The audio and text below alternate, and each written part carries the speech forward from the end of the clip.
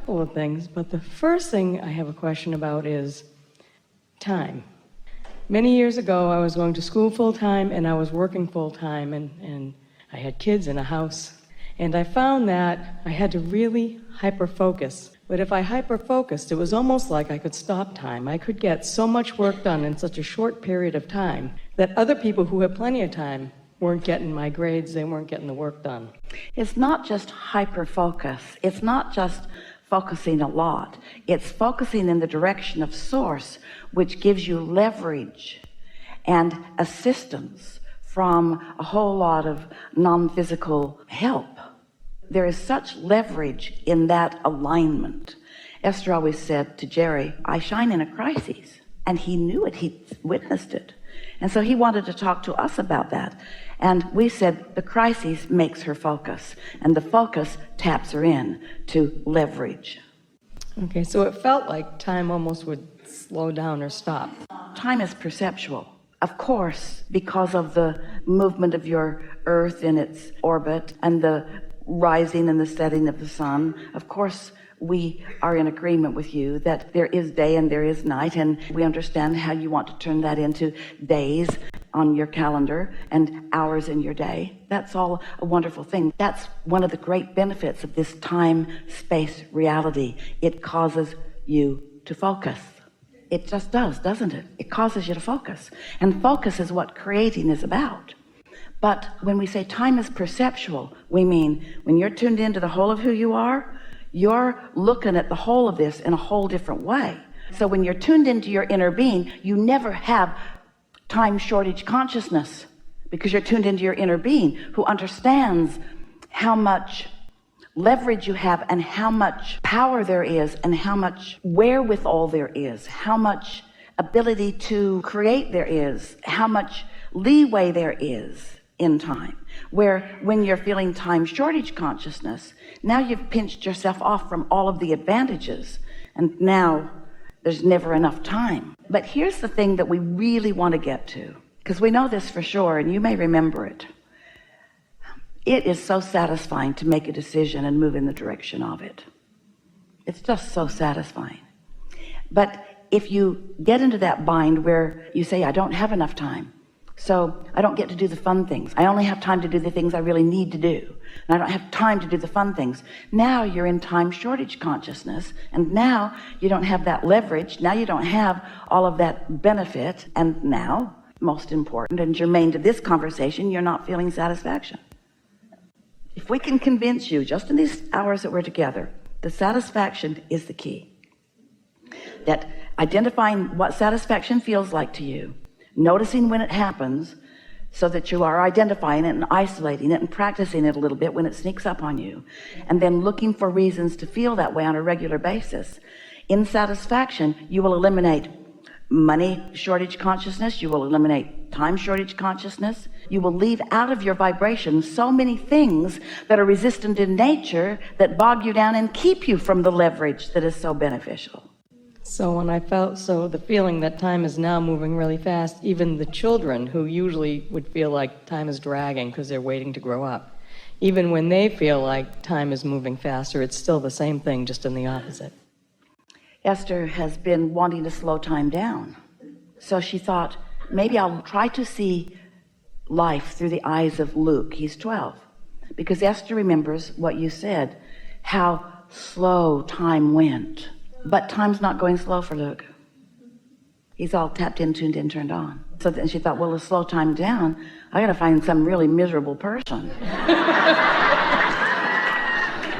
Focus there. See if I can bring some drudgery into this fast. And then she thought, wait a minute. If I am eternal, then why would I want to not eat up as much deliciousness in any moment in time as is possible? And actually what begins to happen is, as you really get tuned in, and you allow, therefore, because of your alignment, a consistent and therefore greater and greater momentum building moment and moment and moment, so that so many things are converging in each moment.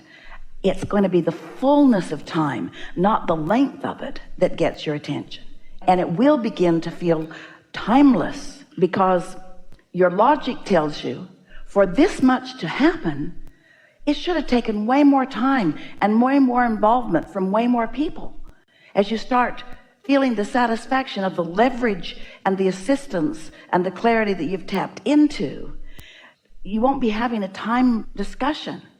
It will be more like how much can I let in any moment in time? How many wonderful things could converge now and now and now and now? How many nice people could rendezvous with me in this segment of my life experience? How much bounce could I get from this? Or how much clarity could I get from this? Or how much love can I flow during this? In other words, your moments in time have so much more potential than any of you are allowing. But when you begin to see and be through the perspective of Source, who is timeless and limitless, and who knows everything you want, and who has the wherewithal to inspire you in perfect timing or rendezvous with things that thrill you, it won't be long before you won't be watching the calendar, you won't be counting the years. You will just be knocked over with how much deliciousness you get in a day. Something more? Yes. The last few years, I realized that I wanted to end something that I've had for a long time. You want to end it? Well, not my life, but part of my life. So I kind of started really letting somebody know that I kind of wanted out. And by doing that, and I knew what I was doing by doing that, just so they were aware of what I thought was going to come, I put a lot of resistance and lack in my vibration that previously I had gotten really good at. If I think something I don't like, just quickly switching my thought, I became really good at that. So things went really well for a long time. And then I had this revelation that I just kind of wanted out. And so I started thinking the thoughts that weren't at a very high vibration to try and get out. I want to talk about those thought pathways again, because it's really interesting when you want this and you don't want this, and you push against this, you just make the thought pathways more to that, don't you? Yeah, no, I knew that it wasn't the right thing to do, really, even vibrationally. I knew it wasn't. You're continuing the suffering. How come? Well, now I'm kind of stuck because I did that for long enough that things I thought were going really well, and I started something that felt so good and I was so passionate about. And then shortly afterwards, I lost a job where I could work from anywhere. And so then I kind of tried, I really started listening to Abraham a lot. All the tapes. Oh, you've been CDs. listening, but have you been hearing? I've been trying. Just say Today. happy, yes. Today. Yes, I have been. What do you do when you're in a spot that you don't want to be and you can't get your attention off that spot? You look for something satisfying and positive. But what if you can't do that? What if law of attraction has got so hold of you that even though you're here in an environment like this, you still are talking about that? What do you do? What do you do when you can't stop talking about it? What do you do? Shut up. What do you do when law of attraction won't let you shut up? What do you do? Meditate. Go general. Go general is the best thing to do if you can't take a nap. Or go general is the best thing that you can do if you don't have an opportunity to meditate. But how are you going to slow that momentum? Because it's not going to happen. You say that, we say this, you say that, we say this, you say that, we say this, you say that, we say this, and no improvement in your vibration happens, and we're really good at this. You've got to find some way of giving that a rest. And you know what's really working in your favor? You just said to us, what I didn't work, and I know it didn't work. And so you're sort of in this place of resolution to do something different than that. This is a really serious question that we're asking you. If law of attraction has got hold of you on an issue, and it does, and so every time you get anywhere near it, music makes you think about it, somebody else is saying something about it, every television program points right at it, even the television commercials point at it. You walk down the street and strangers remind you about it. In other words, it's everywhere. It's in the atmosphere everywhere, because law of attraction is so good. Law of attraction will keep feeding back to you what's in your vibrational pipeline. It just will. What is the logical resolution of that? I'm going to set aside deliberately 15 or 20 minutes every single day where law of attraction doesn't have access to that activity within my vibration because I'm shutting it all down. Not just that, I'm shutting it all down. The good and the bad and the ugly, I'm shutting it all down. I'm not going to think about that thing I'm thinking about. Oh. Do you meditate? Yes. Yes, and I've been trying to get back into doing that regularly again. I have meditated, but I haven't been meditating lately. Not as often as I should. I don't meditate. I don't use this tool, but it's a tool that I understand, and it's a tool that I will use. And I understand that when I find something to focus on, really? Something to focus on, really? Can you focus? You are like a dog on a bone. You are one of the best focusers ever.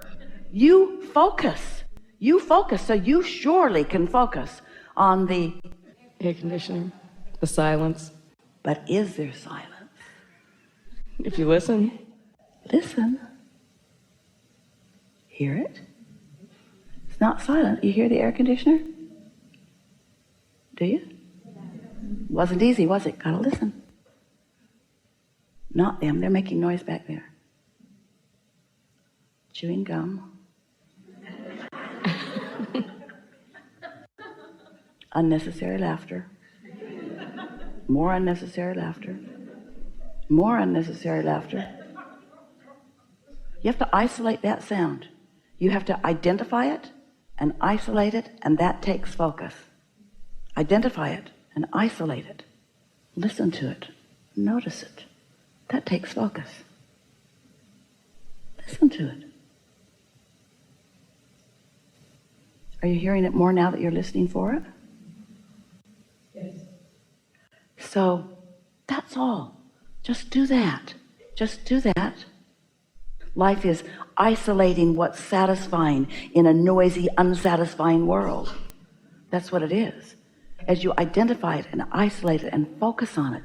And when you focus on something as insignificant and boring, you're not thinking thoughts like, that's not a very good air conditioner sound. I've heard better. There's no judgment. There's no vibrational legacy. That air conditioner is not going to push your buttons. It's not going to yank your chain.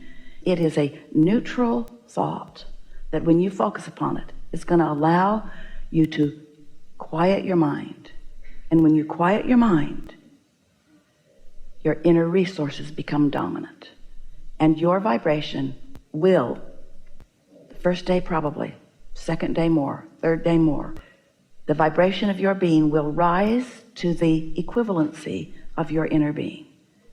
And you will turn the vibrational corner. Your vibrational point of attraction has shifted. So now, even though law of attraction is still standing by, ready to jump on board anything you think about, it's less likely that you'll go there. You will go there because you don't stop any of those thoughts cold turkey, but tomorrow you're going to meditate again. And tomorrow you're going to isolate that air conditioner even more. And tomorrow your vibration is going to rise and you're going to tune in to the frequency of who you are. And your point of attraction is going to shift even more. And you're going to become increasingly, with every day of meditation, it is our promise to you, more of a vibrational match to the things that are in your vortex. And so this is carving out the path, carving out the path, carving out the path. You meeting your inner being halfway? No, you don't have to meet your inner being halfway. Your inner being has come 99% of the way. You only have to meet your inner being 1 to 99%. Your inner being is so powerful and so clear, and there is so much of you that is rooted in that. It is so much more natural for you to go that way than for you to go that way. It's not a difficult thing to do, but you have to do it.